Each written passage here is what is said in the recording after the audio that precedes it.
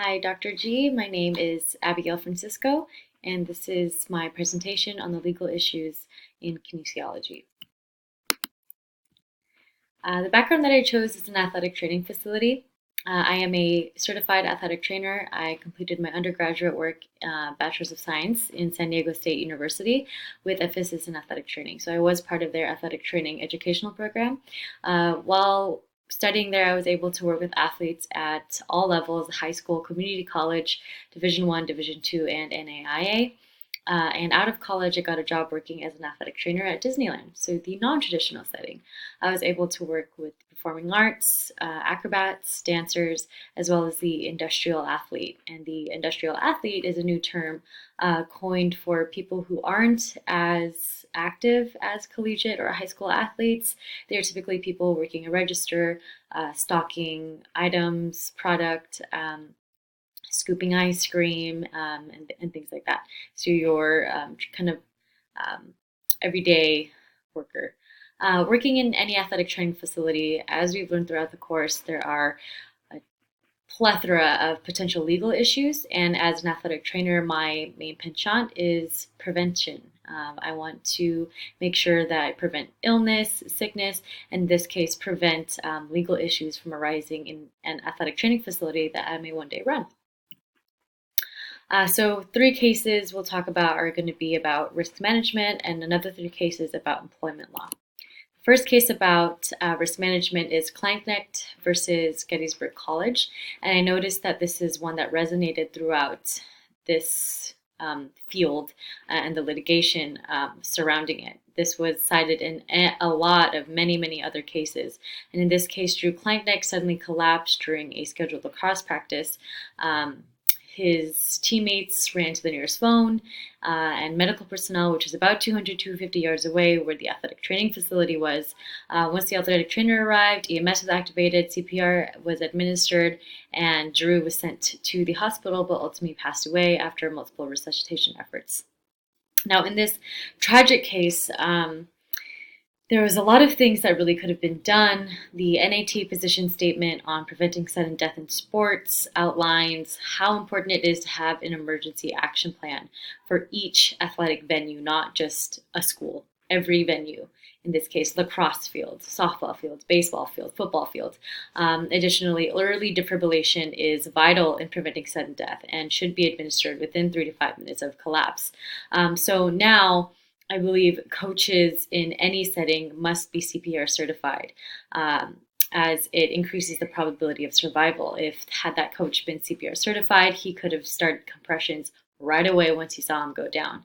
And lastly, the EAP or Emergency Action Plan should include means of communication.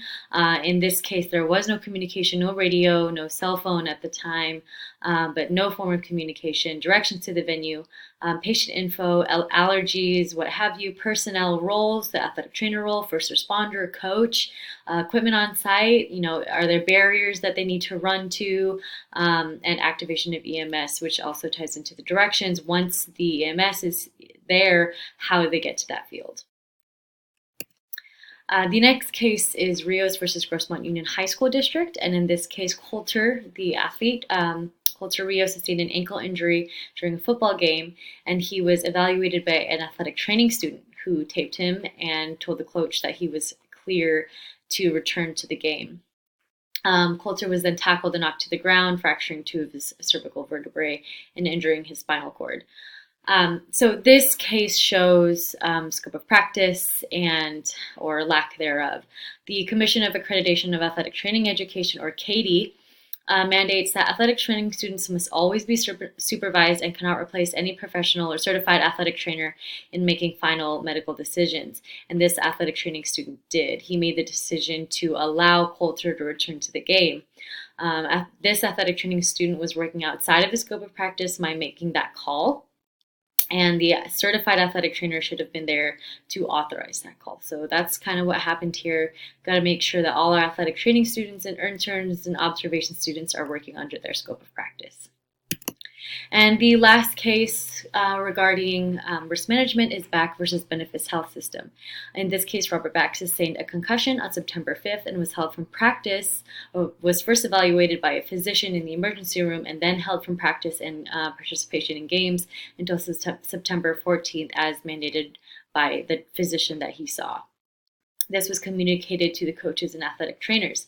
Now, Back returned to play, or was cleared to return to play on September 12th after taking the computerized impact concussion test, and he scored better than his baseline, so they said that he can play.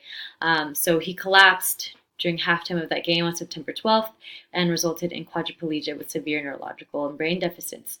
In this case, the coaching and athletic training staff really broke foundational return to play procedures, as the NATA position statement for management of sport concussions states that after being evaluated by a physician, that athlete is now under the care of that physician, meaning that anything that physician says must be observed. And Back returned to play on the 12th rather than the 14th, so he was not supposed to be in that game. Additionally, per that NATA position statement, all institutions must implement a strict concussion protocol procedure. Now, the more that we know about concussions, they're really, really serious. Evaluation, treatment, return to play protocol progressions, and medical clearance all need to be part of that NATA cited concussion protocol. Employment laws. So the first case about employment laws we have here is Felica versus Lackawanna College. And in this case, two football players were injured during football practice supervised by two individuals, Ms. Coyne and Ms. Bonisese. Now, both these individuals were not board certified athletic trainers, as they did not pass the certification exam, but the school hired them anyway and just called them first responders, but still gave them the same responsibilities as an athletic trainer. Football team, the athletic staff all recognized them as the athletic trainer, and the two football players who filed lawsuit claimed that the school failed to provide qualified medical personnel, which is true. These were not certified athletic trainers. So again, scope of practice in this case includes the regulation of medical practice in the form of licensure, certification, or registration in any given state. Now, Coyne and Bonisese were not certified by the Board of Certification and not legally recognized. And some way to prevent this from happening is Goetz and Ahu, Hampton, Chatterjee, and Salter note that we should encourage students to complete licensure certifications while still in collegiate school or collegiate courses. So this allows new graduates to enter the workforce right after graduating, where it's really stressful to find a job. And on the other end of it, employers take less risk in the hiring process. So easier to find a job after graduating, reducing that stress, and then easier to hire a new graduate. The next case is Hunsicker versus the Board of Education of High Point Regional High School. And in this case, Shane Hunsicker was employed as the athletic trainer in 2001 and tenured in 2004. His license expired in 2009, and he did not renew it until 2013, but continued to practice as an athletic trainer. Once this was found out by the Board of Medical Examiners, they alerted the school, and Shane was removed of his position. Now, the Board of Certification requires all athletic trainers to complete at least 50 continuing education or CE units over 2 years.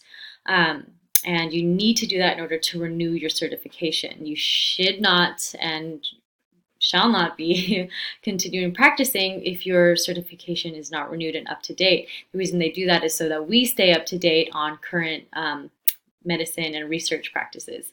Now, Vaughn, Rogers, and Freeman note that patient outcomes are improved after attending live CEU courses, but sometimes that can be quite taxing. It can be expensive. You have to drive, you have to travel. So another alternative are online courses that you can complete your CEUs, where there's more flexibility with time as well as location.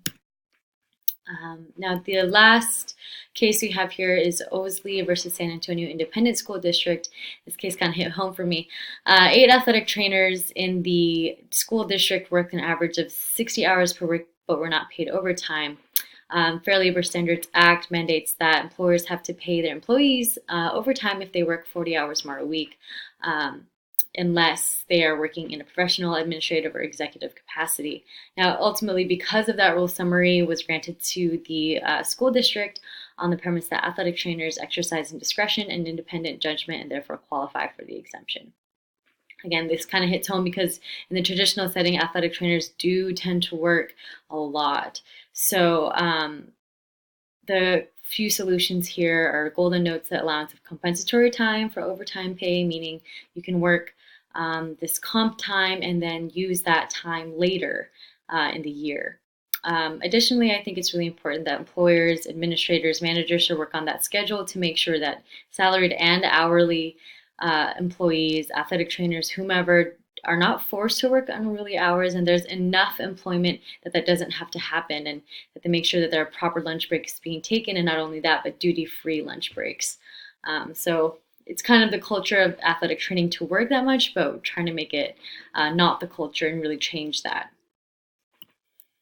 Okay, so with all of these cases and what we've learned, the way that I can apply this to me and my education is most of these cases are largely due to negligence and noticing the things that people are getting sued for or institutions are getting sued for. Really, I can use that to know what to do or what not to do in order to prevent litigation.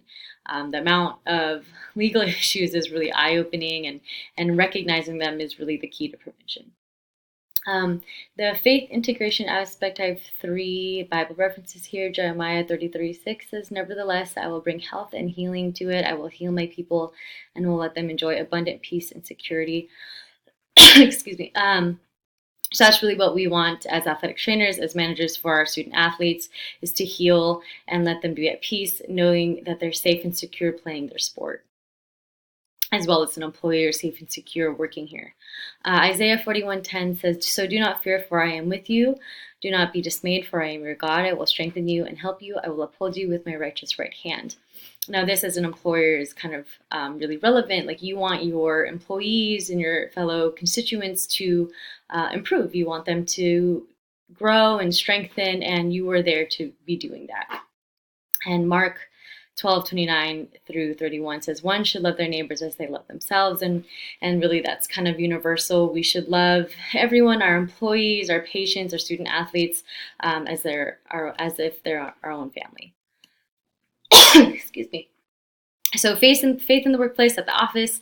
The First Amendment and Title 12 of the Civil Rights Act of 1964 prohibits discrimination on the basis of sex, race, color, national origin, and religion.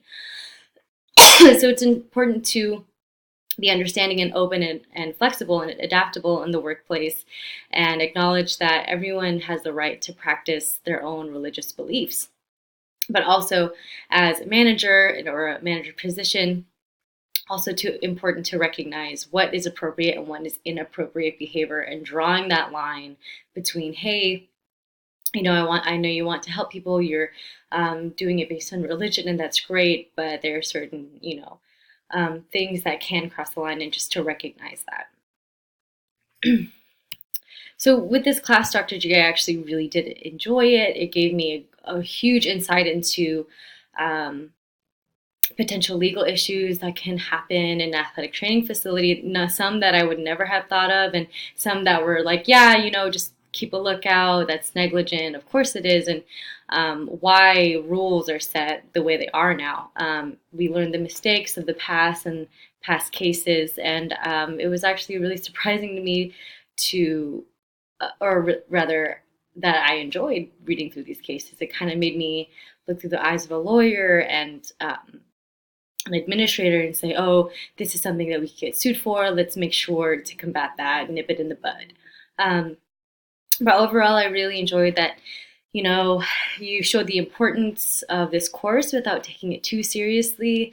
I like that you had a lot of fun with your reviews and your kind of the beginning of the week videos. It made me feel like not too pressured or too stressed out to complete this and to enjoy what I am reading, and I did. So thank you very much, and I really enjoyed your course.